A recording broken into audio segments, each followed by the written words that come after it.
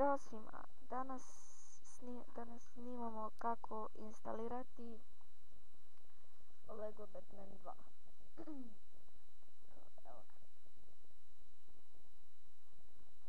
Samo da ubacim disk. Što ja ovu igricu imam na disku.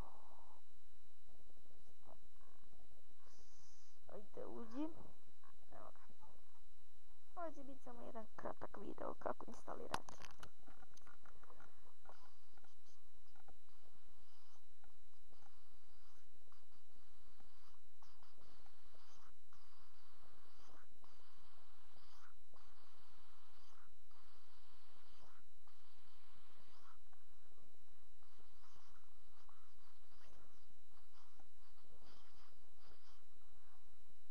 Ako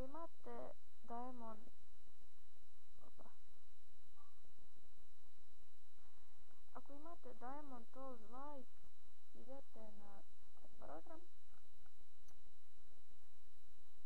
i tu nađete rld-legobet2.iso, kliknete tu.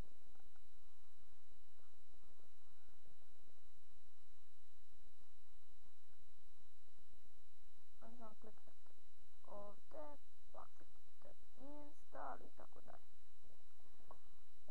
Ovo je bio jedan kratak video kako instalirati Lego Batman 2. Vidimo se u sljedećoj epizodi. Ćao.